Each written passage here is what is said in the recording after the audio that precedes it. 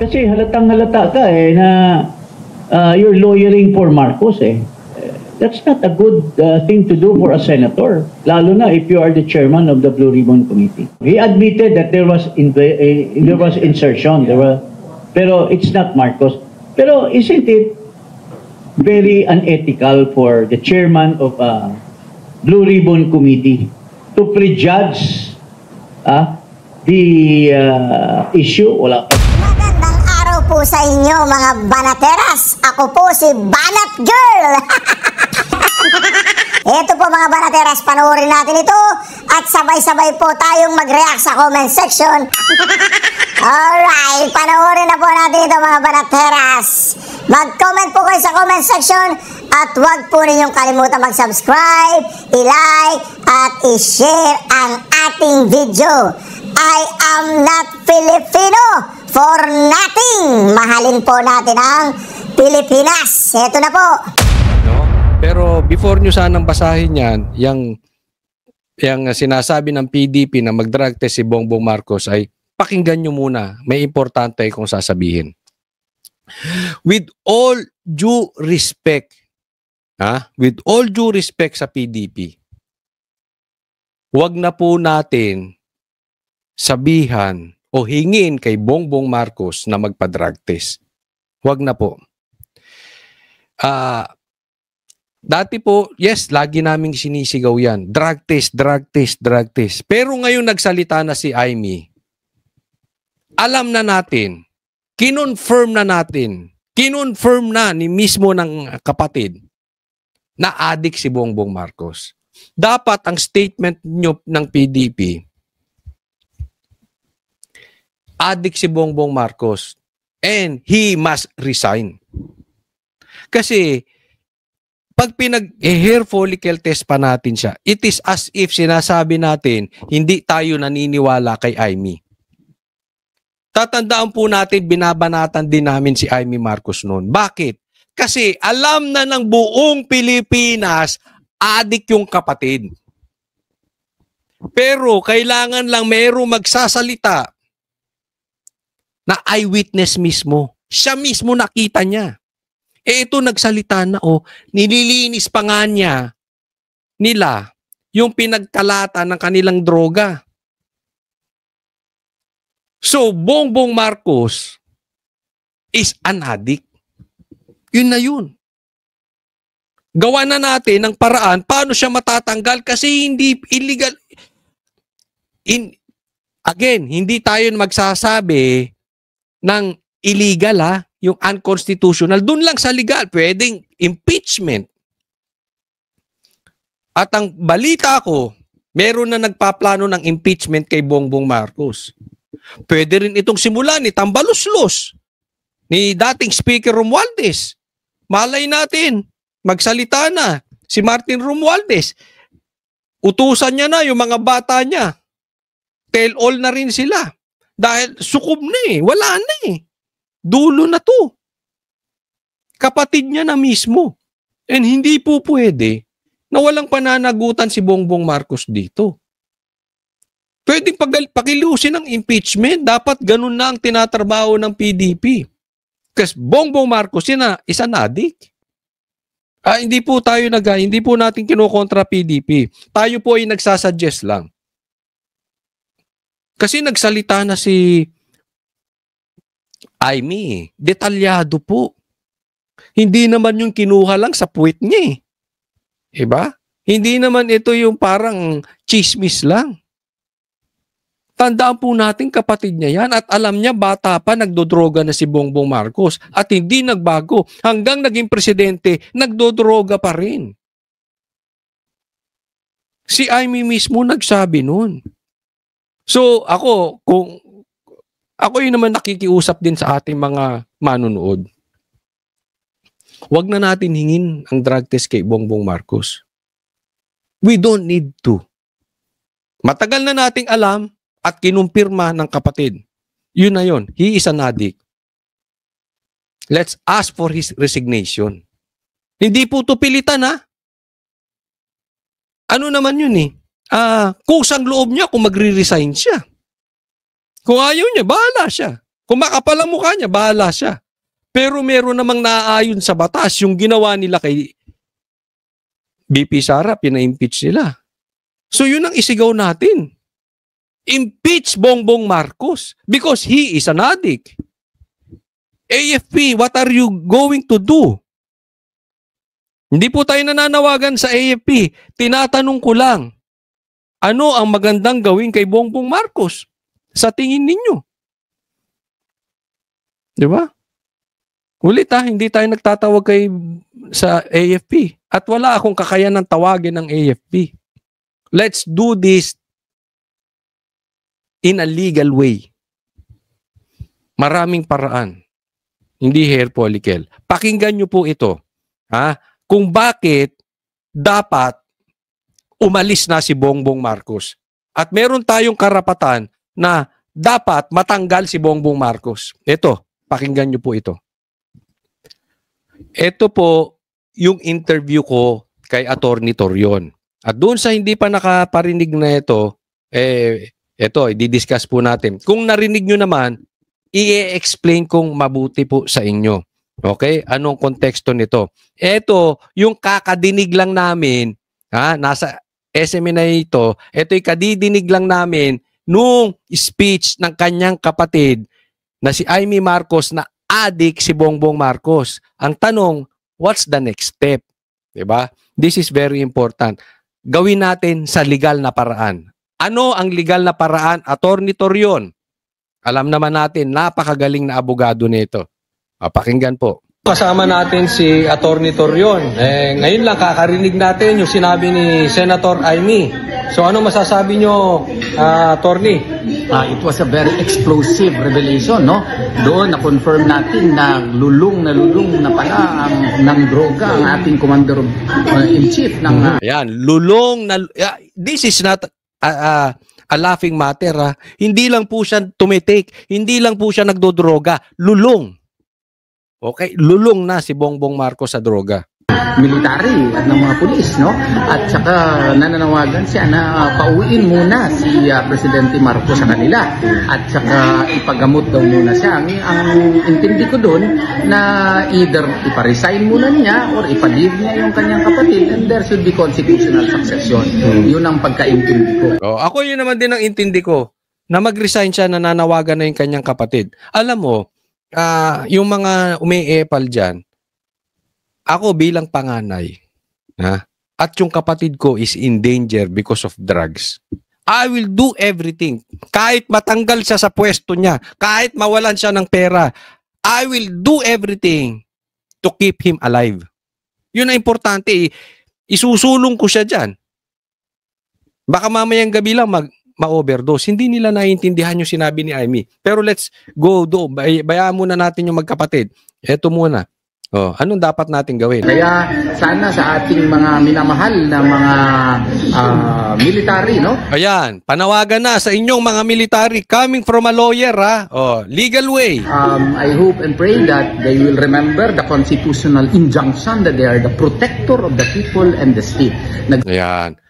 Kayo, sundalo, wala tayong hinano, Inuulit ko lang ang sinabi ni Attorney Torion. Kayo ang protector ng konstitusyon. Kayo ang protector ng state. Military, galaw-galaw. Galaw-galaw.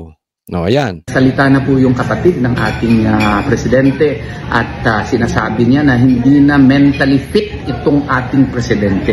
And you know what to do.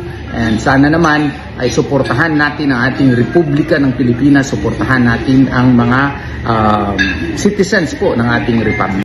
Tanong, militar, eto sabi ni Attorney Torion, you know what to do. Do you really know what to do? Kayo nagtatanong lang. Sabi nga ni Attorney Torion, you know what to do because our president is not mentally fit to run the country. Yan po ang sabi ni Attorney Torion, inuulit lang natin. And we should do the right thing. Ano yung right thing? Alam na ng military anong right thing. Doon lang tayo sa legal. Okay? Pagtanggol nyo konstitusyon, alam nyo ang kalagayan ni Bongbong Marcos, you know the right thing, we leave the decision to you. If you keep quiet, so be it. We cannot do anything about it. Kayo ang sundalo, hindi naman kami. Kayo ang militar, hindi naman kami. Wala tayong panawagan. In-explain lang natin mabuti yung sinabi ni Atty. Torion. Congratulations sa kasi yung mga katulad ni Atty., mga vloggers, mga politiko na hindi nagpatakot, hindi nagpabayad hanggang sa huli ay lumaban. Maraming salamat. Congratulations at Atty., let's celebrate in Davao. Yun! Ako matindi yun. Mag-celebrate tayo. Kung sakaling tayo magtagumpay, sa Davao tayo, ha? Pero alam nyo, yung sinabi ko rito, coming from the heart, ang laki po kasi ng pressure. Grabe takutan ngayon. Grabe ang siraan ngayon. At higit sa lahat, grabe ang bayaran ngayon. Marami na kaming kaibigan na vloggers na dati ay kasama namin. Gusto ang Duterte, galit na galit kay Bongbong Marcos, galit na galit kay Tambi, pero lumipat na ng bakod. Ganun po ang pressure sa aming mga vloggers. Inuunawa ko na lang dahil yung iba doon, may sakit yung anak nila, sinasabi, yung anak nila ganito, ganire, yung asawa nila ganito, kailangan nila ng hanap buhay. So hayaan ko na lang, no? But kaya congratulations doon sa mga vloggers, mga politiko, mga abogado na hindi nagpatakot at hindi binenta ang kaluluwa. Ayan, congratulations, see you in Davao. Next topic po tayo. Okay, so sa kabila ng banat ng kapatid niya sa kanya at sinasabing adik siya at hindi lang adik si Bongbong Marcos ay lulong sa droga, ano naman ang ginagawa ni Bongbong Marcos? Para sagutin si Amy Marcos, yung kanyang kapatid. Ito, tingnan natin. Sinimula ni Pangulong Bongbong Marcos ang araw sa Malacanang kung saan pinangunahan niya ang panunumpa ni Ralph Recto bilang Executive Secretary kapalit ni Lucas Bersamin. Ayun, ang pinalit sa ES, sa Executive Secretary ay si Batman. Mambira. Magtatrabaho na naman ng gabi ito. Batman to, Batman ito. Naku, patay tayo dyan. Na baka tumaas ang bat natin. Nako, alam naman natin to si Recto talagang At gayon din ni na Finance Secretary Frederick Go. Mula palasyo, dumiretso ito sa PhilSports Complex sa Pasig kasama ang asawang si First Lady Liza at anak na si Vincent para pangunahan ang pagbubukas ng mas pinagandang pasilidad para sa mga atleta na proyekto ng First Lady. Naku, mambira. So ano ang sagot ni Bongbong Marcos na adik siya, adik yung asawa niya at adik din yung anak niya at ang nagpalala sa pagiging adik ni Bongbong Marcos ay si Liza. Anong sagot niya doon? Inassign na na ES si Recto at yung gym na pinaganda ng kanyang asawa. Wow, grabe. Hindi mo planong sagutin yung sinabi ng kapatid mo na adik ka? Hahayaan mo na lang yung mga abogado mong si Atty. Claire, si Atty. Ping Lacson, si Atty. Boying Remulla, si Atty. Tito Soto, kung ano sino-sino pang talagang magtatago ka na lang. Sa mga mabibigat na issue nakatago ka, Bongbong Marcos. Yung mga kinahaharap. Malaki po ito Hindi ito basta adik lang siya, lulong siya. Bawal po yun sa konstitusyon. Kasi dapat mentally fit, healthy ang presidente. Ang laki po nun, kapatid niya ang nagsalita. Hindi niya sinasalubong yung problema. Tinatakbuhan niya. Kunwari, hindi ako affected. Hindi totoo. Tuloy ang trabaho. Nek-nek mo. Tapos ang pinapatrabaho mo yung iba, tago ka ng tago. Yan ang personalidad mo, ulitin ko. Pag malalaking issue, takbo ka, Bongbong Marcos. Takbuhin ka. Unang binisita ni PBBM ang bagong gym. Sa kabila ng mabibigat na Ay, wag yan ang wag mong gagawin, Bong Marcos. Yan, maluluslusan ka. Wag mong pagsasabahin ang drugs tsaka gym. Lalong-lalo na deadlift. Deadlift po ang tawag dyan. Mahirap po yung exercise na yan. Hindi po bagay. Baka gayahin ka ng mga kapwa mo adik, mamamatay sila dyan. Don't even think about it. Drugs and gym don't mix. Hindi. Drugs and deadlift don't mix. Yung gym, yung mga minor, okay lang yan. Pero yung mga ganyan, mga heavy, wag. Baka gayahin ka. Wag. Marami pong adik sa Pilipinas, delikado, baka ma-impluwensyahan mo. Delikado. Wag. Sa mga nananawagan ako sa mga adik, wag niyong gagawin to. Delikado po ito. Nakakamatay. ng Pangulo, nagawa pa niyang magbiro at magbuhat ng barbell. Sinilip din ng First Family ang dormitoryo para sa mga atleta at para-athlete. Yan yan ang dormitoryo ng athlete natin. Pambihira. Ay nako, pinagmalaki pa. Saka dumiretso sa Sports Museum kung saan makikita ang mga gamit ng kilalang Pinoy athletes gaya ni Manny Pacquiao. We had something like this before, but I have to say it wasn't this nice, even at that time. So, well done, Madam First Lady. Yes! Ayaw mo magulpe, no? Sip-sip! Ew! Ang hirap magbuhat ng sariling bangko, no? Pinuri niya, hindi daw ganyan kaganda, pero ngayon gumanda dahil kay First Lady. Tingin mo, may naniniwala sa mga sinasabi niyo? Takbuhin. Nung may debate, anong ginawa mo? Hindi ka umattend ng debate, nagluto ka ng pakbet. Cooking show. Ganyan ka. Ek nyo. Hindi na obra yan. Ginagawa nyo tanga Pilipino, gising na sila eh. Nalulunod ang Pilipino. Ang problema natin, ghost projects. Ang diyan ka sa sports complex, pinupuri ang asawa mo. First Lady. Dagdag pa ng Pangulo, importanteng pagtuunan ng sports dahil malaki rin ang nagagawa nito para magkabati-bati ang magkakaaway. Because walang Pilipino na hindi kakampi sa Olympian natin o sa athlete natin na lumalaban. So kahit hindi kayo magkasundo, yun na nga, hindi ba balitang-balita si Manny Pacquiao pag lumalaban doon sa Mindanao, ceasefire. Dahil manunood muna sila ng laban ni Manny Pacquiao. Pero miski na, Bongbong Marcos, yung timing mali. Maling-mali. Ang laki ng kinahaharap mo, salubungin mo. Sagutin mo. Solusyonan mo muna bago yung mga ganyang kakornihan. May panahon para sa mga ganyan. Pero ito, that is the least na ine-expect ng taong bayan na gawin mo. Siyempre, sasabihin mo, ida-downplay mo yan, kunwari hindi ka affected. Pero pinapaatake mo yung mga sila Pinky Castro. And the same thing with you, Hidelit, ganun din. Kasama rin sa event na ito ang mga kilalang atleta na sina Akiko Thompson at Heidelin Diaz. Present din ang mga Paralympics.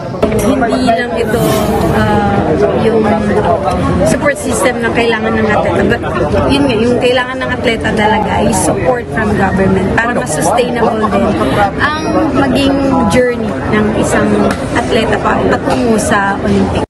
Sana okay yan, walang problema. Pero sana, Bongbong Marcos, dalawin mo rin ng Cebu, ang Bulacan, at ang iba't ibang lugar pa na binabaha. Next topic po tayo. Eto, nakita ko lang at gusto kong bigyan ng komentaryo, no? Sa tingin nyo, tama kaya ito? Sa tingin nyo, tama kaya ito?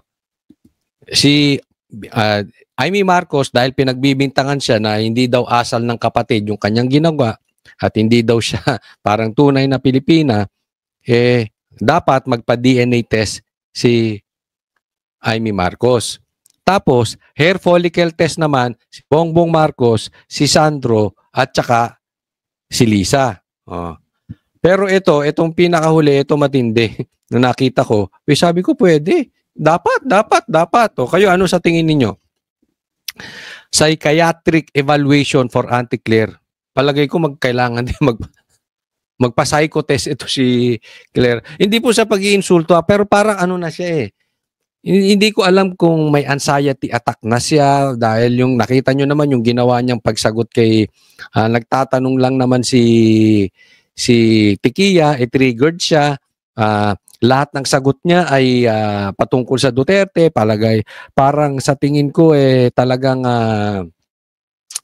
hindi ko alam kung crush na si Pulong, si Baste o si PRRD dahil parang ano na siya talagang anong-ano na siya sa mga Duterte, talagang hindi niya na maiwasan no? Parang ewan ko, obsessed na siya sa mga Duterte. Higit sa lahat, siguro feeling niya Marcos na rin siya, no? Dahil pati yung issue nung patungkol sa kanilang magkapatid, pinasok na nito si Claire. Nauna pa siyang nagtanggol doon sa mga anak. Sa bagay, duwag din to si Sandro. Nauna pa siyang nagtanggol doon sa asawa. Yung iba nga sinasabi ako hindi naman naniniwala, pero yun ang sinasabi ng iba. Hindi kaya kabit ni Bongbong Marcos to? Hindi ko alam. Ako honestly, hindi ako naniniwala. Pero yun na naririnig natin sabi naman nila, baka panganay na kapatid nila ito, hindi si Amy ang panganay, baka ito. Dahil hindi totoong kapatid si Amy. I don't know, I really don't know. Pero one thing is for sure, parang sobrang nawawala na sa pagiging parte ng PCO o sa trabaho niya yung panghihimasok niya masyado sa magkapatid, no? OA na. Napaka OA nito si Claire Castro. Kaya siguro dapat ipa-check, pa-test din to. Ito isigaw natin. Huwag na natin isigaw na drug test. Alam na natin na addict tong mga to Kinonfirm mismo eyewitness yung kapatid niya. Confirm na yan. Addict tong tatlo. Ito na lang kailangan natin i-confirm. Kung may pagka-psycho. Ito si Claire. Ako'y kasi hindi rin po pwede yun Delikado rin yun dahil tatandaan natin nasa gobyerno na siya ngayon. Yung ganyang pag-uugali niya, medyo meron naman naging PCO na ganito parang ka-obsess sa family. It is as if na first family siya. Ewan ko lang. Wala pa akong nakita. Next po. Eto, lumabas lang to na may pangako si Boying Rimulya na dito kay Saldico, sabi niya, we can give him the best protection. Kayo ba naniniwala that Boying Rimulya will protect Saldico? Sige nga, tanong ko lang doon. Kasi as far as I'm concerned, in my opinion, wala akong tiwala dito kay Boying. Napoprotektahan si Saldico. Tatandaan natin, ang naglagay dito kay Boying ay si Bongbong Marcos. Na hindi nga siya dapat ombudsman. Kasi politiko siya May kaso pa siya. So, sa madaling salita, pinasa walang bahala lahat ni Bongbong Marcos, maiupo lang itong ombudsman. So, syempre, tatanawin ang utang na loob ni Boying yan. Sino tinuturo ni Saldico? Si Bongbong Marcos. Sa tingin mo, hindi niyan po proteksyonan si Bongbong Marcos? Hindi ako naniniwala. Diba? Posibleng takutin. Hindi siya pinagbibintangan ko si Boying Pero yung posibilidad lang. Posibleng takutin. Pabaligtarin ng statement. Harasin. At kung ano-ano pa. Diba? So, paano niyan po proteksyonan? Kayo, tanungin ko. Halimbawa, kayo si Saldico. Itinuro nyo ang presidente at ang poprotekta sa inyo. Ipagkakatiwala mo ba ang buhay mo at buhay ng pamilya mo kay Boying? Sige, isipin nyo. Kayo si Saldico. Pagkakatiwala mo buhay mo? Ewan ko sa inyo. Siyempre sa amin yun ibibintang kung may nangyari. Hindi. Ako sa tingin ko sa gobyerno, hindi na kung ethical o unethical yung gagawin. Basta kaya nila, gagawin nila. Ako tingin ko yun No? Panghuling tanong. Sa tingin ba ninyo dapat umuwi si Saldico? Sa akin lang aking opinion. Dapat umuwi si Saldico. Para harapin ang batas, ituro ng masampahan ng kaso. Pero bago yan, ilabas niya muna lahat ng ebidensya. Nakabidyo na lahat. Kumalat na sa internet. Para, in his protection, kahit anong mangyari, ligtas siya. Nailabas niya na yung mga ebidensya. At yung isang pinakamabigat na ebidensya, wag niya munang ilabas. Protection. Ilalabas lang yon, ipatago sa iba. Ilalabas lang pag may masamang nangyari sa kanya. Ako, yun lang ang aking maisasuggest bago siya umuwi dito. Palagay ko naman, may chance siya pagka ganun. Kasi mayroon siyang hawak na mabigat na ebidensya. No? Pero sa akin lang naman yon. But definitely, punto rin na hindi siya umuwi. Dahil kung ako rin to, mapapaisip ako pambihira. Yung buhay ko, ibibigay ko sa pagkakatiwala ko kay Boying. I don't think so. Ito, kapapasok lang. Nako, pambihira. Sige, basahin po natin ito po ay post ni Rowena Guanzon, Attorney Guanzon. Ang sabi niya, kumabig na si Tulfo. Ramon Tulfo, anong sabi ni Ramon Tulfo? Lumabas na. Natanggal si dating Secretary J. Ruiz ng Presidential Communication Office dahil sa nawawala ang 50 million sa kanyang vault. Pambihira. Ako nagtatanong lang Hindi natin alam kung fake news to. Pero hindi naman siguro ito fake news kasi si Attorney Guanzon na nag-post nito sa Facebook niya. Nakita nyo may blue check pa. Di ba? Tingnan natin. Post to ni Ramon Tulfo may blue check. Ayan. Pinost din ni Attorney Guanzon. Ayan. Discuss natin ba? Matindi Bakit may 50 million sa vault ni J. Ruiz? Ito si J. Ruiz, kaklase namin to. Magkakaklase po kami. Ako, si Attorney Vic Rodriguez at saka to si J. Ruiz. Magkakaklase kami nung high school.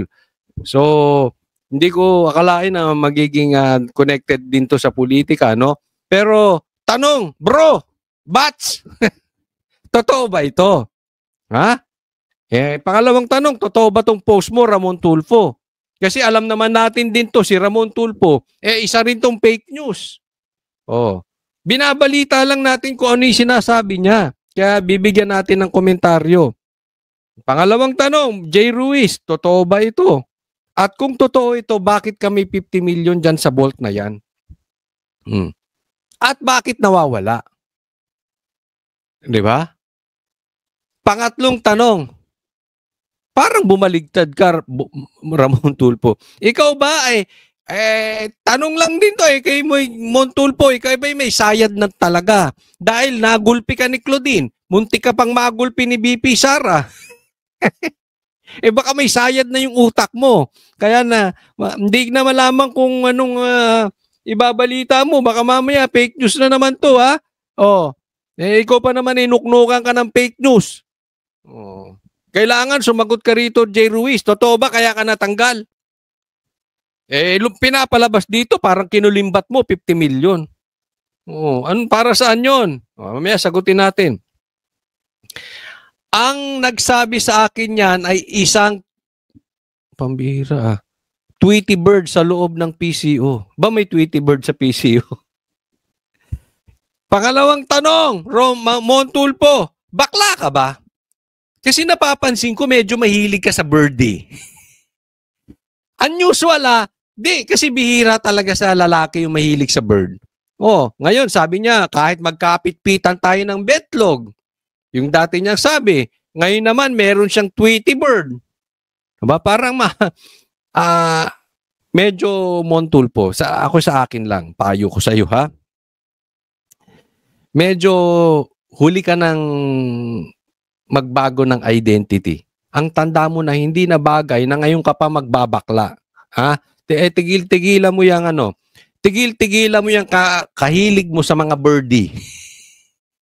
Kasi hindi na talaga babagay sa'yo. Kahit na magpa-transplant ka pa, ako hindi sangayon sa mga transplant pero mas lalo sa'yo, Montulfo, hindi na talaga babagay. Kahit anong make-up ang gawin mo, magmumukha kang multo. So, medyo ibahin mo na. Kaya mo yan. Siguro, medyo pigilan mo yung sarili mo na kakahilig dyan sa Tweety Bird. Next tayo. Bakit may ganong kalaking halaga sa isang opisina ng gobyerno? Di masabi ng Tweety Bird. Tweety Bird na naman. Hindi totoo. Yun naman talaga yon. Bakit ka magtatago ng 50 million sa vault at sa loob ng gobyerno habang ang ating mga kababayan ay pag nasa lanta ng bagyo, magkano lang ang ibibigay? Halos hindi makakain. Halos minimum wage. Hirap na hirap sa kanilang trabaho tapos kayo ay may 50 million dyan. Ready. Ibig sabihin, merong naka-ready na dapat gamitin na ang presidential communications. Ibig sabihin, posibleng pang communications, yung 50 million. Para saan yung communications? Pang optics, pang naratibo, ayan, pang marketing. Hindi inireport sa pulisya ang pagnanakaw dahil di maipapaliwanag kung saan ang pinanggalingan nito. Pero may haka-haka na ipambabayad sana ang 50 million sa mga influencers at vloggers na defender ng administrasyong BBM. Grabe ka, Montulfo, sa pasabog mo. Talagang bumaligtad ka na. Kinana mo na si Bongbong Marcos. Naramdaman mo, pabaligtad na ang bangka. Palubog na ang bangka, kaya ikaw ay sumisafety na. Pambira, ay, nako. Pero alam mo ako, dito sa point na to, yung 50 million kung may nawawala, hindi, I don't know. Pero itong ipambabayad sana sa influencers at vloggers na defender sa administrasyong BBM, totoo yan. Ako, naniniwala ako dyan. Kasi, ang dami talagang trolls. Bukod dun sa trolls, si Bongbong Marcos mismo, inamin niya may mga trolls siya. Sa katunayan, may mga kakilala ko, umaamin nga sila Yung isa nga, pinost pa ni Banat Bay. Diba? Gusto nyo, ilabas namin dito yung mga conversation. Alam namin kung sino yung mga bayad. Lalong-lalo na yung dating Duterte na halos sambahin si BP Sara biglang bumaligtad. Delegates yun. Bayad yun. Kami mismo, naalok kami. Si ano naman yun, dating speaker, naalok kami. Baratan lang daw namin si Sara. Kaya alam namin, sa simula pa lang, talagang kakarnihin si BP Sara. Kaya ako naniniwala ako dito, ang sarap ng buhay. Hindi, totoo yung mga vloggers ng mga BBM. Ang sarap ng buhay ng mga animal na yan. Kumikita na sa YouTube nila. Kumikita pa sa diba? Yung isa nga, yung gagong vlogger. Siya mismo inamin niya diba? May mga bayaran talaga dyan. Mahalata nyo naman kung sino yung mga tuta ni Bongbong Marcos Yung mga defenders. Kaya lang ito. Isa si Montulfo na bumaligtad. Okay? Pero, abangan nyo tong sasabihin ko. Baka sabihin nyo tsamba. Makachamba na naman tayo. Unti-unti, mga vloggers lilipat na. Yung iba, na sinunog na nila yung bridge nila, hindi na sila makalipat sa Duterte, yung iba lilipat sa Dilao. Yung iba hindi na rin makalipat sa Dilao, gigitna. Pansinin nyo yan. Bro, hindi ko kayo nilaglag, ha? Hindi ko naman kayo pinangalanan, ha? Pero yung iba dyan, kaibigan natin, oh. Tingnan nyo, gigit na yung mga yan. Oh, hindi. Okay lang yan kasi yung pinambayad naman sa inyo galing din sa taxes, eh. O, di ba? So, okay lang yan. Ha? Pero, sila mismo, ramdam nila. O, ha? Ito mga influencers, ha? Ramdam nila malapit na. It's just a matter of time. Bakit? Sobrang laki nung nakaw, hindi maitatago.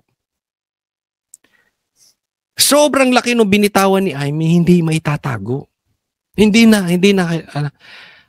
Unti-unti na ito. Yung iba, lilipat dahan-dahan. Pero yung iba talagang isang malaking tao lang. Tapos to. Maniwala po kayo sa akin. Ha?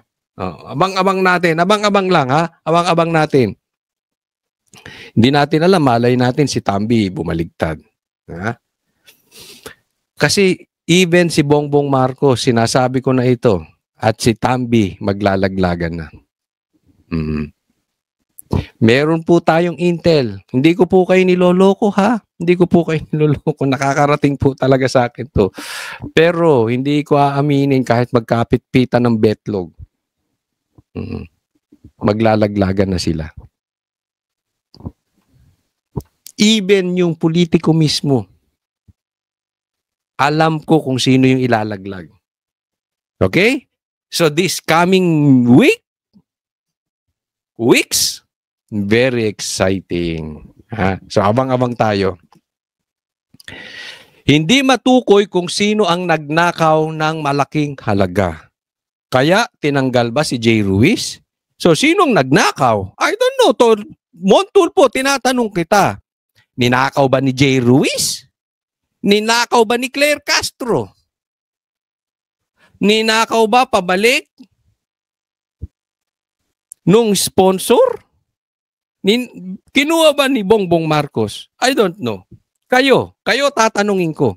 Sa tingin ninyo, kung totoo itong sinasabi ni Montulfo, sino nagnakaw nun?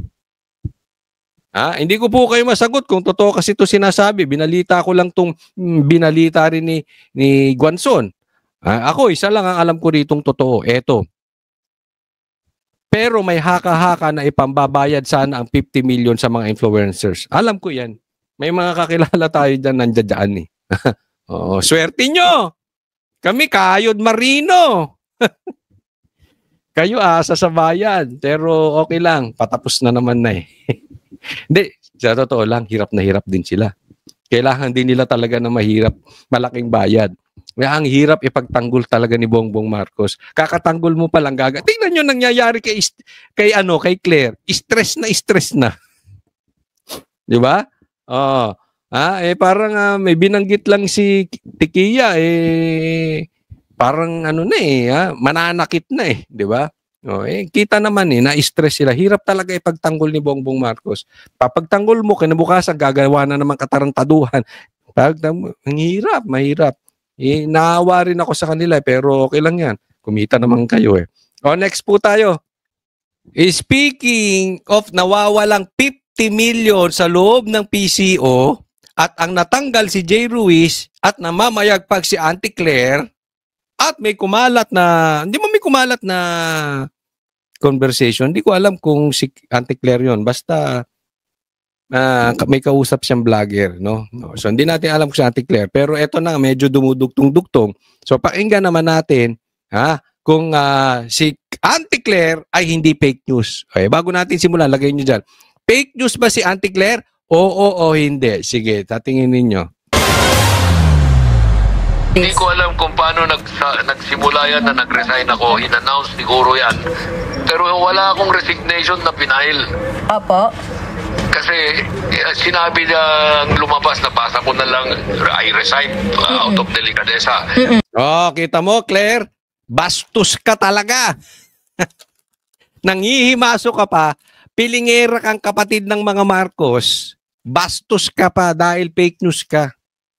Tingnan mo. Ang sabi nila Claire, nag-resign daw si ES Bersamin, dating ES Bersamin. Hindi po nag-resign. Tinanggal siya. Oh. Kung ako sa iyo, ES, tell all ko na. Si Montulfo na nilaglag na rin kayo. Ikaw, Saldi ko nagsalita na.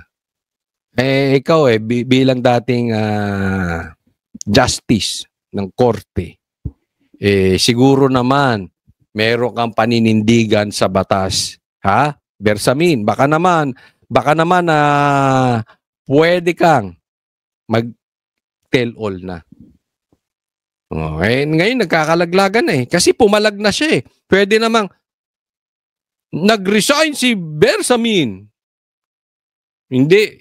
Tahimik na lang siya dapat pero hindi pumalag siya. Tuloy-tuloy mo na yan. Palag ka na. Nation na pinahil. Opo. Kasi sinabi niya lumabas, nabasa ko na lang, I resign out of delicadeza. Masarap pakinggan, yung out of delicadeza. Pero hindi naman totoo yan. Kinumpirma ni dating Executive Secretary Lucas Bersamin na tinanggal siya sa pwesto. Taliwas sa anunsyo ng Malacanang na nagbitiw siya out of delicadeza. Unang iniulat ng Billionaire News Channel ang pagpapalit liderato sa gabinete 2:00 ng hapon nitong Lunes. Pero ayon kay Bersamin, kahapon lang siya nagpasa ng sulat na nagsasabing umaayon siya sa anumang desisyon ng Pangulo. Paliwanag ni Bersamin, wala siyang sama ng loob kay PBBM at hindi niya mamasamain ang naging pagpapasya nito. Kaya lang, okay. Kasi talagang karapatan naman ng presidente na maglagay at magtanggal ng sekretary. Ang naging problema dito, yung fake news kayo, mag-ina, magkapatid, magsyota, hindi magsyota. Ano ba talaga si Claire at saka si Bongbong Marcos? Kayong mag-ama, ewan ko na kung anong tawag ko sa inyong dalawa, fake news kayo. Kasi bakit nyo sasabihin na nag-resign siya hindi naman. Tapos, bastos pa kayo. Hindi nyo inantay yung resignation, nag-announce na kayo. Sapat yan. Sasabihin, dapat naman medyo formal naman kayo. Office of the President Pagre-resignin mo ang sekretary mo. Sekretary mo yan, Bongbong Marcos. So, bigyan mo naman siya ng courtesy na antayin mong ipasa yung resignation bago ka mag-announce sa media. Animal kayo. Bastos talaga kayong dalawa ni Claire. Dahil kapag daw presidente ang nagdesisyon, wala na raw dapat hingin na rason. Pero inaamin ni Bersamin na dismayado siya sa pagkakaanunsyo ng palasyo dahil siya pa raw ang huling nakaalam ng pagkakatanggal sa kanya. Nang tanungin kung ano sa tingin niya ang rason ng kanyang pagkakasibak, Do not know. That's you ask them kung bakit nila without consulting me. The messaging should be clear. You ask them if they had a letter. Ako sa tingin ko, bakit to tinanggal? Naglilinis ng kamay. Linis kamay to, hugas kamay to mga to na syempre nabanggit yung kanyang pamangkin ata yun, yung Yusek. Nabanggit to. So, tanggalin siya para sabihin na gumagalaw ang Malacanang, no? Pero alam mo, Bersamin, gaya ng sabi ko, it's about time na manindigan ka dito. Imposibleng wala ding alam to si Bersamin. Dapat magsalita ka na. How did you feel about it? Well, I felt bad somehow, but I am not going to waste time worrying about the nuance or the way they did it. Kasi alam mo, mali din itong mga diskarte ni Bongbong Marcos, Itong pinagtatatanggal niyang itong mga to. Remember, maraming alam itong mga to. Kahit yung pamangkin niya ito na binanggit ni Saldico, siguradong may alam. No? So, parang mali rin ang diskarte. But anyway, siguro talagang dahil sa kakakapit sa patalim ni Bongbong Marcos, kakakapit to ko sa posisyon, wala na siyang magawang tama. Sa bagay, mahirap na rin talaga palusutan to. Sobrang laki ng nakawan. Sobrang laki ng responsibilidad ni Bongbong Marcos. Tapos yung question pa ng patungkol sa kanyang kalusugan dahil siya po ay nagdodroga di umano, sabi ng kapatid. So, patong-patong na yon, hindi niya na kayang paikutin ng kumakain ka na lang ng tae kung mapapaikot ka pa ni Bongbong Marcos. Kaya ito, malapit na ito. Malapit na po. Because maybe they were also under instruction or given the impression na mayroon akong resignation. I cannot blame them for that. Alas 12 ng tanghali noong Lunes, may tumawag daw sa kanya na malapit niyang kaibigan at sinabing pa-exit na siya bilang executive secretary. Ang sagot ni Bersamin, no problem. Ilang araw bago matanggal sa puwesto, itinanggi ni Bersamin ang eksklusibong report ng BNC tungkol sa napipintong pagpapalit sa kanya. Mayo naman nitong taon, itinanggi rin ni Bersamin na isa siya sa target ng balasahan ng... Nararamdaman nyo na ba? Na talagang magalaw na ang barko ni Bongbong Marcos. Hindi na talaga stable, no? So kailangan na talaga tong matapos. Gabinete. As far as I am concerned, the executive secretary, the president. No, next topic po tayo ha. Ito nakita ko lang ha. Ang Malacanang may bagong spokesperson. Pakilala ko po ang bagong spokesperson. Si Pinky Castro. Nakita ko lang po to, nakita ko lang ha. Okay, pinick up ko. Kasi etong picture na ito, sabi, ay, Katsoli, ayan, obvious ba? Tanga. Itong mga trolls talaga, no? Pero itong picture na ito, marami pong kahulugan ito. At ito ay sapul na sapul. Dahil ito si Pinky Lacson, ibinaba mo ang sarili mo. Hinayupak ka. Ikaw, Pinky Castro. Sana, bilang Blue Ribbon chairman, nasa gitna ka. Pero kitang-kitang nag-aabogado ka para kay Bongbong Marcos. Halatang halata. Even yung pinagbintangan mo na dalawa, hindi mo pa nga nakukuha yung panig nila. Inakusahan mo na agad na as if sigurado ka na kasalanan ng dalawang ASEC at si Bongbong Marcos ay malinis. Tapos sasabihin mo hindi ka nag-aabogado. So, parang nasa Blue Ribbon Committee ka, pero ikaw ay spokesperson ng Malacanang. Hindi ba sobrang dumi nun? Hindi ba sobrang kabadingan nun? Sana man lang, kung ikaw talaga ay makabongbong Marcos, wala namang problema yun eh. Karapatan mo yun, tumakbo ka sa partido ng alyansa. Kahit nakalaban nyo ni Tito Soto yan dati nung tumakbo kang presidente at sinisiraan nyo rin, ngayon kinakain nyo rin yung tain ninyo. Pero okay lang, bilang senador, kumampi ka na sa kanya, naiintindihan namin. Pero sana magpaalalaki ka. Huwag mong sasabihin na hindi ka nag-aabogado kay Bongbong Marcos, pero yun naman ang ginagawa mo. Kabaklaan yan, Brad. Sir, yung ginagawa mo. Tapos, umalis kang bilang Blue Ribbon Chairman. Bumalik-balik ka pa dyan eh. Hindi naman para imbestigahan ng dalawang partido. Sa simula pa lang, may desisyon ka na. Malinis si Bongbong Marcos. Saan papatungo yung ating investigasyon? Brad, magpakalalaki ka. Kung gusto mong tayuan si Bongbong Marcos, umalis ka sa Blue Ribbon Committee. Blue Ribbon Chairman. Kung gusto mong Blue Ribbon Chairman, umasta ka nang naaayon. Huwag kang parang abogado ni Bongbong Marcos. Yan lang naman ang sa atin. Di ba? Ang daming, alam mo, yung mga dating nasa gitna, ito napansin ko to yung dating walang pakialam sa Duterte, sa Marcos, sa Dilaw, yung ano lang, alam mo, gusto to si Ping Lacson dati. Gusto to si Pinky. Pero ngayon, lumabas ang totoong kulay. Tama! Si dating Senadora Miriam Santiago sa pagkakasabi sa iyo kung anong kunay mong katauhan, Pinky. Umayos ka. Next po tayo. Eto, gusto nyo ulit makarinig ng fake news. Di ba? yung sinabi nila kay Bersamin, nag-resign daw, pero yung pala pinag-resign. So, fake news fake news. Eto, another fake news. Hindi pangkaraniwan na organisado at tila malaki ang pondo na binuhos sa rally ng grupong United People's Initiative o UPI. Tingin nila may grupo o foreign backer na nasa likod ng kilos protesta.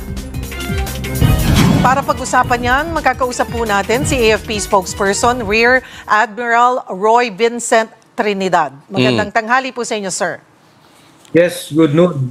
Cheryl, and sa ng programa. Good noon to everyone. Salamat po sa oras. Pakipaliwanag nga po, sir, ano po yung nagtulak sa AFP na imbestigahan itong rally sa People Power Monument? Bakit ninyo po nasabi na unusual yung logistics at financial support na nakuha ng grupo para mag-rally? Yes, una sa lahat, Cheryl, the AFP looks at all possible areas na kung saan posible maging threat sa ating bansa. Hindi lamang isang rally. And we narrow down, we focus on areas na upcoming na malalapit na. And for this particular rally, ito ay sumabay sa rally sa Luneta ng isang malaking grupo. And if you notice, we noticed that the way it was planned, on short notice. Ito po ang punto nitong mama na ito. Sir, sabi niya, meron daw pumopondo o pinondohan yung rally ng UPI diyan sa People Power Monument ng Banyaga, ng foreigner. So sa madaling salita, baka mamaya, ididikit na naman sa China to, animal talaga. Alam na natin yung istoryang yan. O pakinggan natin, ano ang dahilan, bakit bigla-bigla niyang naisip na may pumopondo? Pustahan tayo, sasabihin nito, China. ng isang malaking grupo.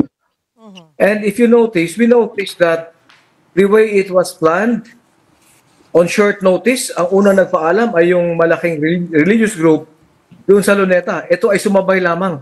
They were supposed to have been scheduled for the 30th. And then sumabay sila sa rally ng Luneta. And then it was well organized. Behind that, of course, to be organized, you need funds. If you look at the way it was conducted, may stage, marami silang mga admin equipment o ancillary equipment, portalets, etc. Merong air-conditioned tent. Merong catering service. Hindi ka makakita ng rally, supposedly, different groups ito. Hindi, unlike sa Luneta, one big organized group. Ito, different groups. Sino ngayon? Ito, ikaw nagsabi, different groups. Okay? Bakit foreigner? Hindi ba pwedeng individual groups ang nagpondo? Hindi ba pwedeng... ito, babanggit ko lang ha. Halimbawa lang, hindi ko alam kung meron silang tent doon. Halimbawa, GMA, News 5, meron silang tent doon, air condition. Baka sila naglagay doon. Anong problema kung may air condition tent ka? Natural, kailangan ng holding area. Baka naman, yung mga media outlet. Di ba? Hindi ibig sabihin, meron pumupondo. Halimbawa kami, Banateros. Di ba? Halimbawa, nagdala ng pagkain doon. Isang grupo lang naman ng Banateros. Ilan